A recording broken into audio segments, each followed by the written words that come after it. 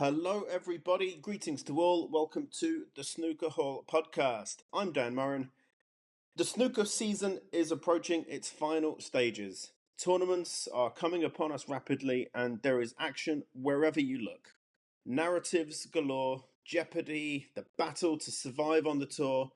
We've just seen some high profile events: the World Grand Prix in Hong Kong, the Players' Championship in Telford, and the Tour Championship will go to Manchester next week.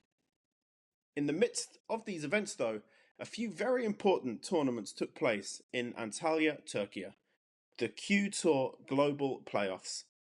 3 tournaments with 8 players apiece from around the world, and the winners of each tournament would be awarded a 2-year WST card.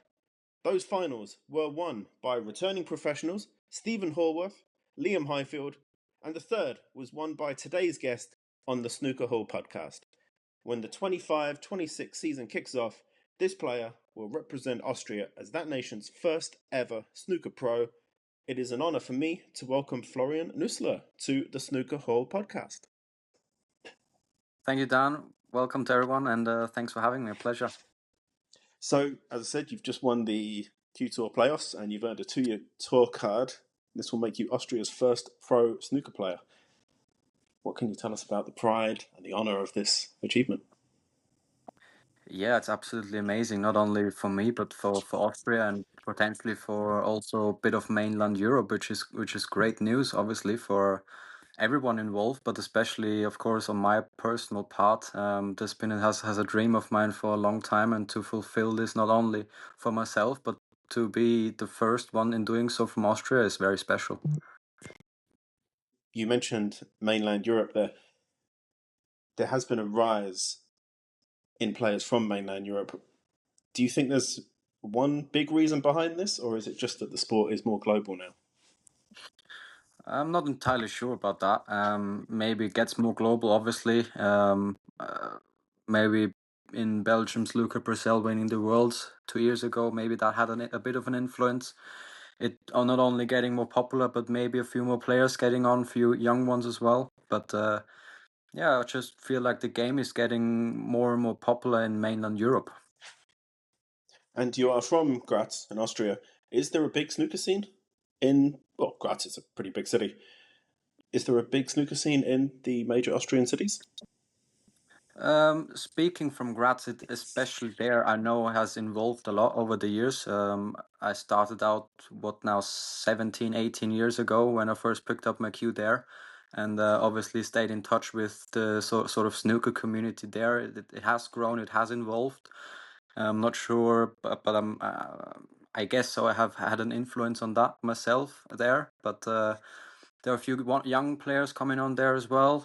I wouldn't say it's a massive sort of snooker place. It's just the community there. What has been over the years a reasonable number, I would say, and has maybe grown a bit over the years. But Austria in general, many people I know and speak to say that it's getting more popular, more known. I wouldn't say in terms of playing wise it increases a lot, but it's a first step, I would say. Now that people gets more recognized and more known, and maybe in the following years to come, especially maybe with me now on the tour, maybe a few players will come along as well. And in terms of other sports in Austria, okay, football is pretty big. Handball is quite popular, if I'm correct. What other sports are you into? I played 2 other sports myself. First, I started out with football, obviously for a famous club in Austria, Sturm Graz.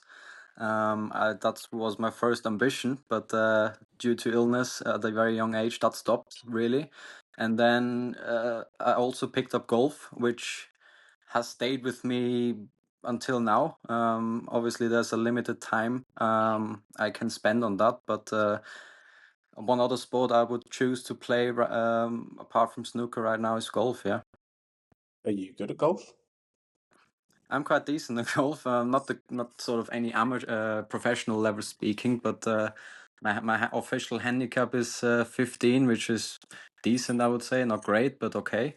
And I can Respectable. play. I can play in the mid 70s here or there, but obviously the time is so limited that really good play never came into play. Yeah, that's pretty respectable, especially if you're not Yeah, having a lot of time to practice. yeah. You said you played football a bit when you were younger. Which position did you play mostly? I started out as the main offender, but over the years and also with kind of my illness, that came down to center or back right Okay, defending. yeah. So you were. Do you think this has any impact on? I suppose golf might have more of an impact in terms of hand-eye coordination, more of a connection with snooker. Do you think this does help your game, or it's just something to? It's just something you enjoy. Um, Maybe. I mean, the mentality is definitely similar, and maybe to practice also off, not snooker, but also golf, sort of the hand-eye coordination, maybe does help a bit, of course.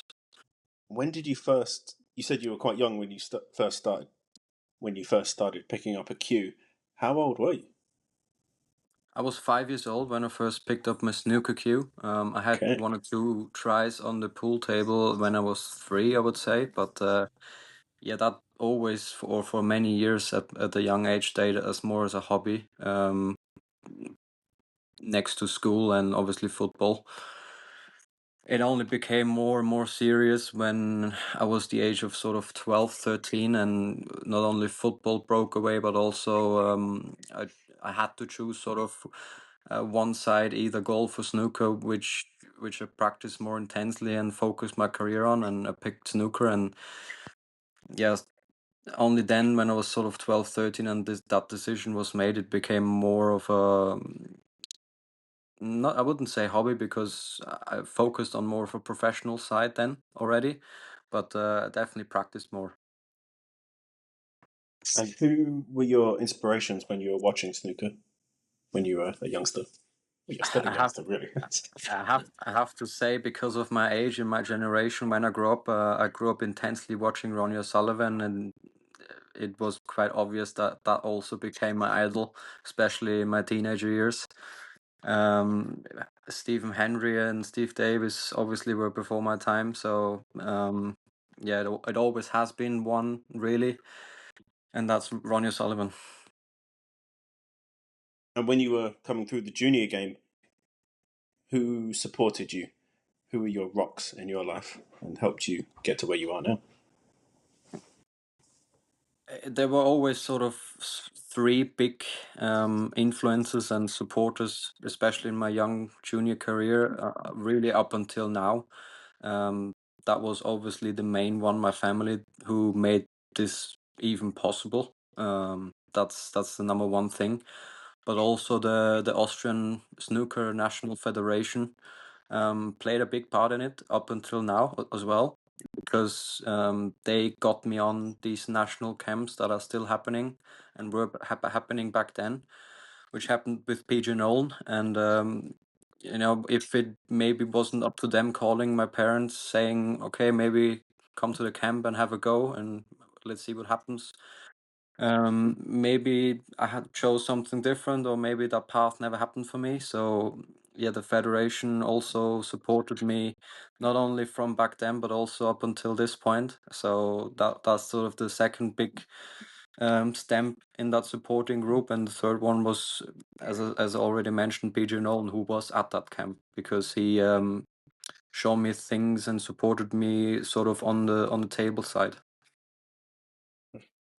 What are your feelings on the step up that you'll have to make from the Q Tour to the main tour? It's a massive step, and it's also, I would say, a hugely different step, especially when you compare the Q Tour one to the main tour one. You can't compare that really in terms of conditions, especially because not only are the tables different, on the Q Tour we play on club tables more, and on the main tour you play on professional start tables, which on my own experience, I touch on a bit later, are very different. So you can't compare that, and I wouldn't say that's a big or wasn't a big preparation in terms of the big step up, which was about to come. What has helped me a lot is a lot of already experiences from my personal side on the main tour, and also the Q School is played on the same conditions. I had plenty of experiences there as well, so that will definitely help me. And the reason or the fact being that I have already had so many also good experiences on these conditions. Um, this is the main block of experience I will use, not really the Q Tour from the conditions point of view. The Q Tour was a big influence in terms of playing maybe in my earlier years, especially a bit of higher ranked players, higher profile players than me, and growing maybe past that point now. But in terms of conditions and setup, I can only build and use from what I experienced on the main tour already. And this year's Q Tour, in fairness, was dominated by one player, Zhao Zintong.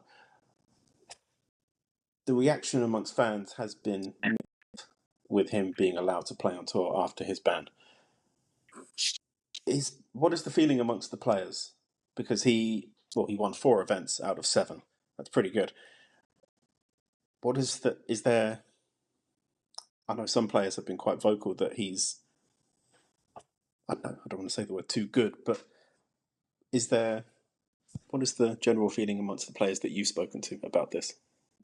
I think it's a very fair thing to say that he was absolutely too good for everyone on there. And I think it's also no shame in saying that, because 2 years before he got banned, or before he started playing again on the Q Tour, he was within the top 5 of the world. And he was there for a reason in winning the UK Championship, and also I think maybe 1 or 2 other main titles on the tour. So it is a fair and also a rightly so right statement that he was too good, and he proved that on the Q Tour, as only I think one player, that was Greg Stedman, beat him in one other tournament. And he's been just amazing. I've had one match against him on the Q Tour in a semi-final. That was my best run on the Q Tour season this season, and he absolutely beat me 4-0. In fairness, I didn't play my best then, but when I watched him, he was just something else. You don't experience every day, and that was also my first real experience of seeing him. Okay, he's really a top 5 player, and in fairness, he shouldn't be on the Q Tour. I don't know if that has been handled well, to be honest. Maybe that, or it should have been handled differently, in him maybe getting straight back on the tour. But I think it has been an experience, to extent maybe good or bad, for everyone. And I don't know. He's definitely something else. He definitely is. Yeah, he's pretty special on the table.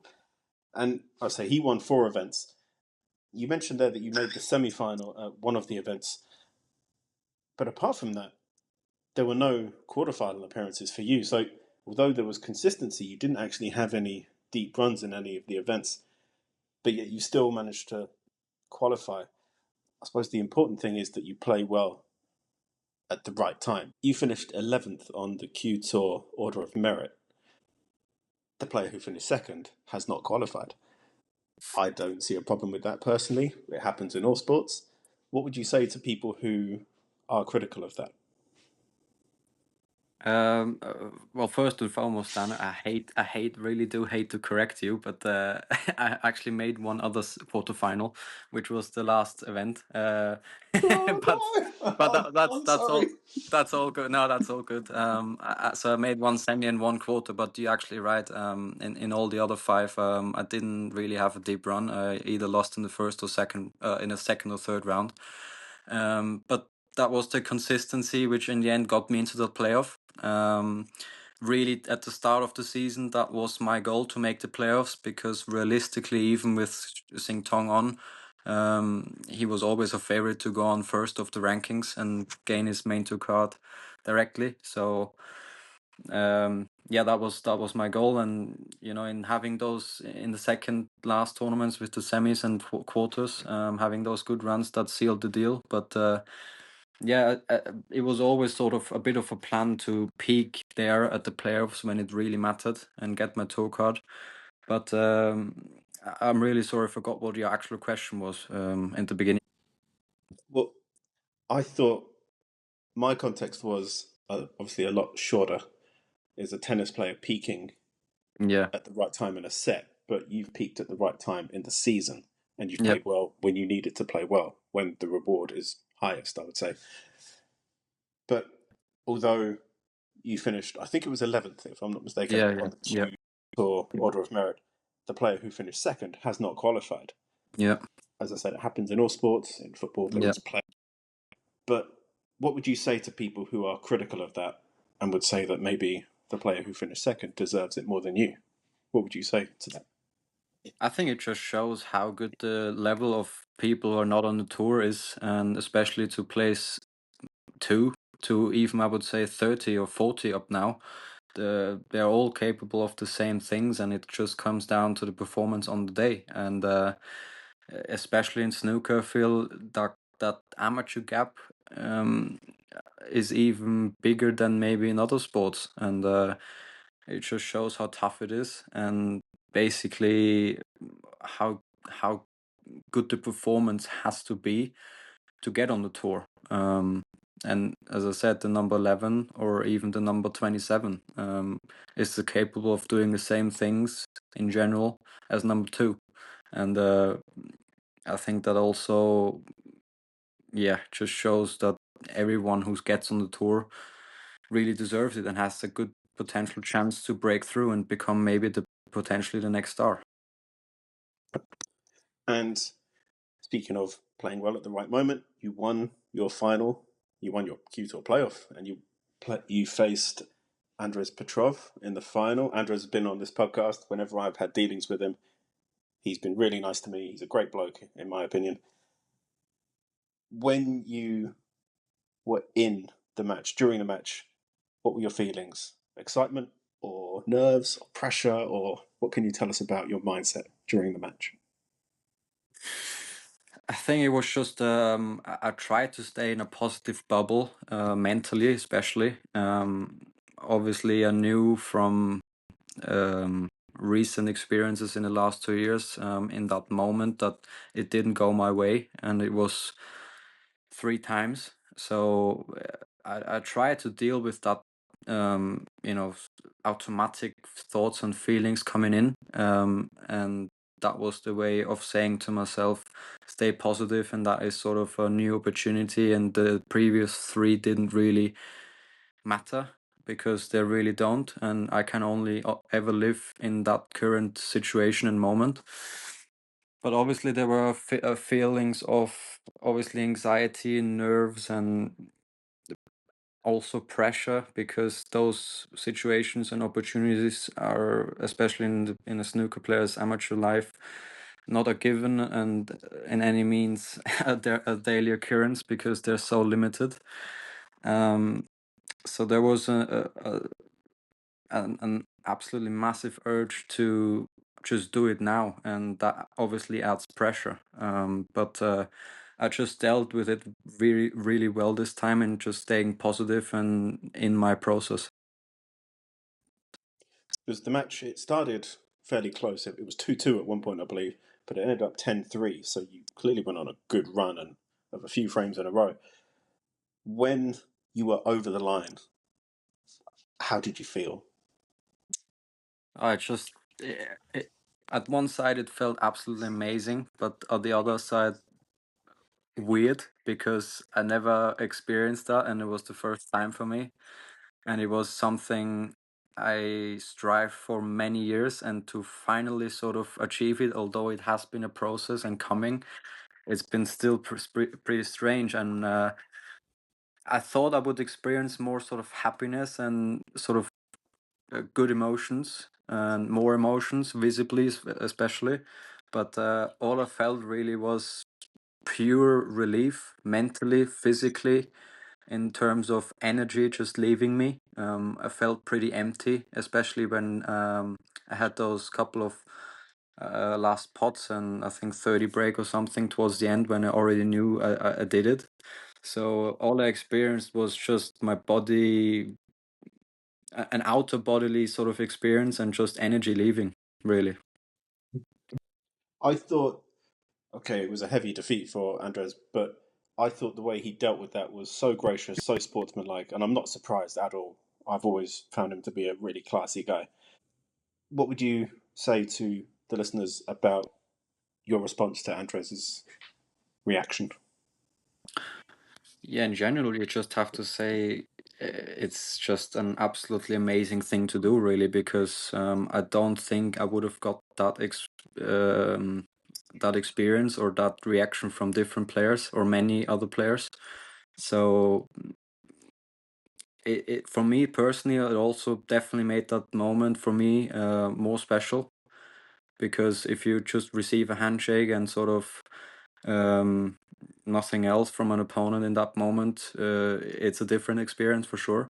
So to hear gracious words from Andres and sort of also experience in that moment a bit of happiness for him, for me, what he also said to me is really happy for me and he thinks that I deserve it, and he just wishes me all the best for the tour. To hear that in that moment, it just makes it even more emotional and more special, and it just shows what a class act he is, because as I said, I've been in that moment of defeat, in that sort of moment what he also dreams about 3 times before, and I can tell you it's not a pretty moment. So to get that reaction and to handle himself that well and just give that moment to me is really special. And yeah, I definitely think I wouldn't have got that from many other players. Yeah, and I think that's the important bit is, of course, he wanted to win. And inside, he is clearly disappointed. But the fact that he was big enough and he was a gentleman, shake your hand and offer some words of encouragement and some congratulations, I think it was a really nice gesture. And he was very public about it too. There was no bitterness. There was no jealousy. I thought he handled it really well, as did you both. So yeah, there was clearly some mutual respect between the two players. What is the relationship like between the players on the Q Tour? Because it's so competitive, it's so cutthroat. Can you be friends with other players, really? I wouldn't say so, really. I mean, there's a lot of small talk and sort of good small talk going on, but in terms of deep relationship and friendship, I think you're lucky to find one, really. And it's so competitive and everyone strives for the same thing. Obviously, you see each other almost week in, week out, or maybe once a month. So that's also pretty regular. So everyone knows each other pretty well. And I think there are some friendship groups, but I don't think there are many in-depth friendships, really. Because I don't think it's possible as well, because in the end we really want to beat each other, and you don't, maybe everyone knows you don't want to give away too much or something really in depth, so everyone is a bit maybe afraid of that situation as well. um, on the other hand, I do have two very good friends, one on the tour, one on the Q tour, that are in depth. So I know it's possible, but I also know the feeling well that you're afraid of that situation, so you'd rather stay away. Who are your closest friends on the tour then? And on the Q Tour? On the Q tour, but I also shared with him on every Q tour. I was the Latvian Rodion Judins. Mm-hmm. It sort of happened just over the years. We grew closer. And on the tour, it has already been spoken about already. Also, it's Alexander Ursenbacher from Switzerland. Of course. I've been trying to get him on the podcast, but he's a hard man to get hold of, actually. I'll speak to him. No worry. Thank you. Yes, I'd love just put in a good word for me. Yeah, I'd love to have him on. Yeah. But okay, now you've qualified for the main tour. The hard work's done. It's easy from here on out, of course. And which opponents are you looking forward to playing? If there's one opponent, All and of you them. can't say one yourself. Yeah, see, you can't No, say that. That's no, I'm joking. I'm joking. Obviously, although I don't know how it would be, but it would be just all around a great moment to play Ronnie for me personally, because he has been my idol growing up. But also in recent times and recent moments, it would be great to play arguably at the moment the best players, which are Judd Trump and Karen Wilson, and to just go up to them toe to toe and just see where you are personally, not only mentally but also on the game, and just learn because from them I'm sure you will learn the most. But all the top 16 players are so many great players in there who I, over the years, over my childhood, over my teenager years, aspire to play and watch all the time. So to draw any of them will be a great moment. But obviously, I would like to beat them. Of course, yeah. But I suppose this is exciting. The opportunity to test yourself against players of this standard on a regular basis. This is fantastic development because you're still a young guy. You've still got many years ahead of you in your career, and if you can get this kind of experience in now, then yeah, it can only be a good thing, right? Absolutely, and that's also something I said to myself for many years, and that's why I was even more desperate to get that experience, because also when I watched other players who came on the tour first or the first time and then maybe dropped off, you could visibly see how they changed and how much they learned, and the whole experience will help me personally so much. I already know. So yeah, I just look forward to the journey really, and work hard and just see where it brings me. And in terms of venues, obviously everybody wants to play at the Crucible, but is there a particular venue that you're looking forward to playing in? I mean, my dream has always been to play at the Crucible, but obviously it's a hard test to qualify for that first. But I don't know, the home nation events. I've been to a few. Obviously, the Welsh recently. They're great to be in as well. But I would say the Tempodrome is also a place I would really love to play, because I've been there watching when I was very little, and also it's kind of close to home. It's a German speaking community I've been close in, and yeah, so I really would love to be in that venue. But I think also abroad, maybe in a Chinese venue, that experiencing that again would be great. So I think many different sort of areas and venues would be great to experience. When I spoke to Andres, well, last year, we had a quick chat about what was the biggest win he experienced on tour. He beat Mark Allen in Belfast, and I thought there was some irony in the fact that his biggest win was not a popular win because obviously the home crowd want Mark Allen to win. But you played Mark Williams at the Welsh Open. What is that like? Because clearly he'll be the crowd favourite in his homeland. Yeah. Is it difficult to deal with that, or do you just try and block it out?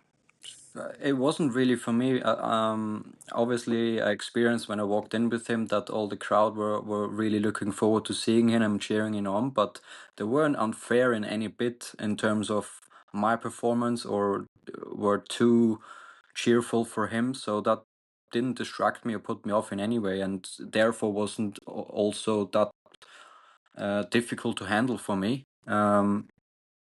So it was pretty crowd-wise a pretty open game, and because they weren't, maybe it would have changed. Obviously, it would have been maybe not a first round into, or maybe to a semi-final. It definitely would have changed then, probably. But that wasn't really difficult to deal for me. And if you had to put one word about the way you feel about your opportunity next season, what would this word be? I think excited would describe it best, because it is exciting. Although there will be obviously pressure, there will be feelings of anxiety and all these feelings, but on top of every sort of what you could call negative emotion is that excitement, which is, or which will always be the foundation of it all, and is very positive.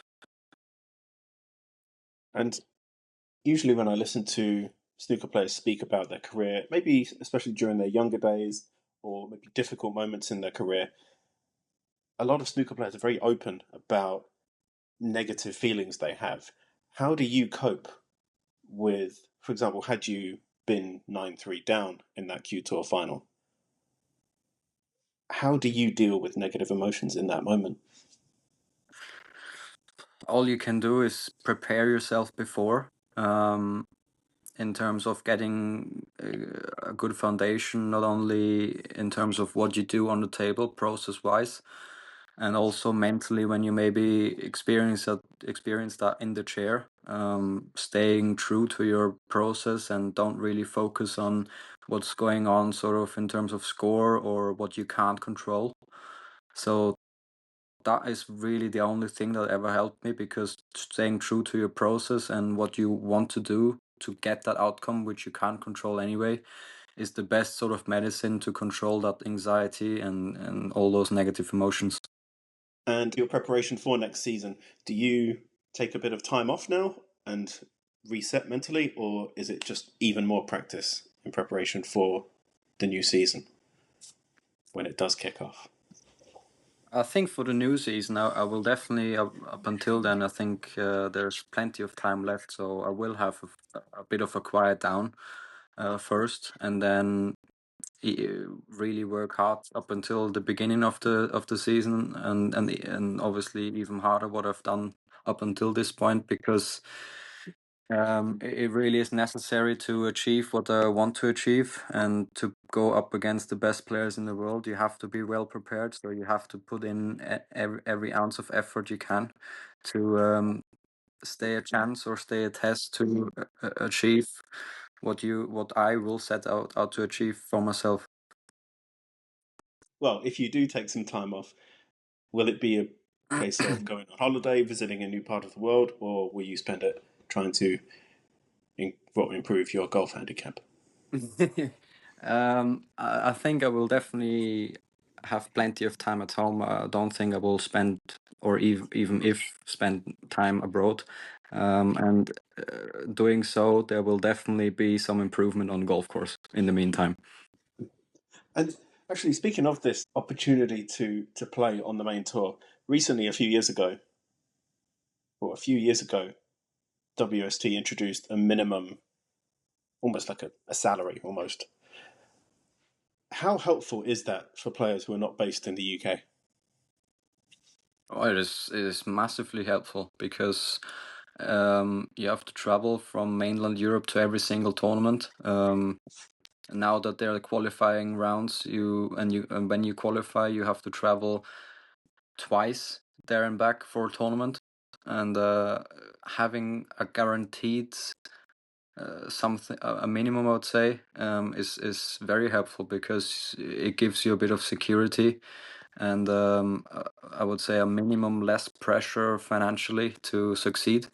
You can therefore focus on, I would say, more important things to achieve in your personal career. So to have that is a massive step in, especially in my case, a very young starting out career. Because, well, from mainland Europe, from Vienna to, say, London, it's what, 2 hours on a plane?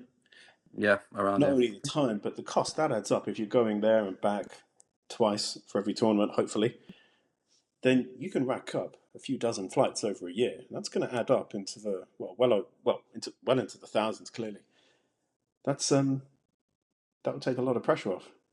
Absolutely, and the time of the travel will still be there, but if you take off the financial side, which weighs heavy sometimes on the mental side, and this game is played at the end of the day massively in the mental side, then that's a huge relief, or a huge help.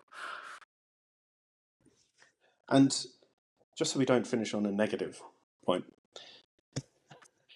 I say you're from Graz. Sturm Graz was your team growing up. Yeah. Do you go to the games when you get a chance? I actually don't, because I also don't live in that city anymore. Okay. Where do you Uh, live? I live in Salzburg, and I have grown into a Salzburg team guy. I must say I don't also really go to their games. I have been once, because I just don't really have the time as well sometimes. and I'm not really a fanatic sort of football stadium goer or fan. So I'll rather support them in front of the television or wherever in the world I am right now. You can actually chill out and enjoy the game without. Yeah, no, that's fair. That's fair. I would say for the most part, as the years have gone on, I would say I'm with you on that one. Sometimes the stadiums can be. I mean, I'm based in Copenhagen. I go to FC Copenhagen. I don't go to Brøndby. I go to FC Copenhagen, Okay. and the yeah, I mean the atmosphere is great, but on a February Tuesday night, it's -8. I think maybe being at home isn't a bad thing. Yeah. Yeah, Cool. exactly. I want to say thank you for your time, because this has been great insight into the world of the Q Tour and the progression to the main tour. I think people will take a lot from this. So thank you for your time and thank you for your input. I really appreciate it. Thank you too. It's been a pleasure. Is there any special shout outs you want to give to special people, or a message you want to give to the Snooker Hall community?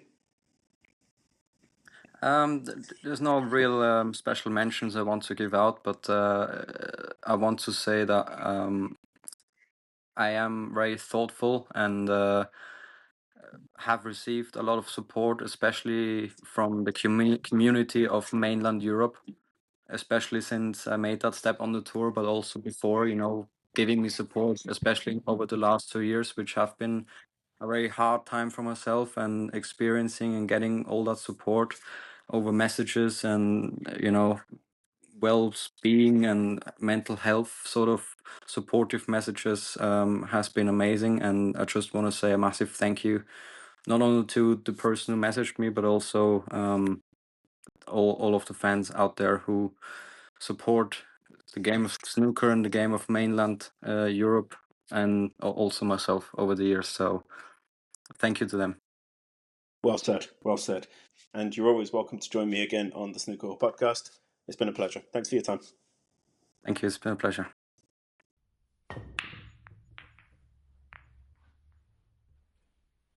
A big thank you again to Florian Nuessle for taking the time to speak to the Snooker Hall community. I wish him every success on the tour over the next 2 seasons. What an experience for a young player like that. I hope he has a blast. As I said at the beginning of the episode, the Tour Championship takes place next week. I will return after that event to analyse the action and how things unfolded in Manchester. It is our last glimpse into player form, and maybe, but not always, a good indicator of performance as we approach the World Championship. If you have any predictions for the Tour Championship or indeed the World Championship, share them with the Snooker Hall community. The email address is contactus@thesnookerhall.com. I will catch up with correspondence next week. There is a little bit, I've been away for a little while, so apologies for that. Thank you to everybody who has sent in an email. It's good to share opinions and experiences with fellow snooker fans. Thank you for listening. If you could review this podcast on Spotify or Apple, 5 stars would help other snooker fans discover the Snooker Hall podcast. That is it. The show will return next week after the Tour Championship. I hope you enjoy all the blockbuster matches, and until next time, take care.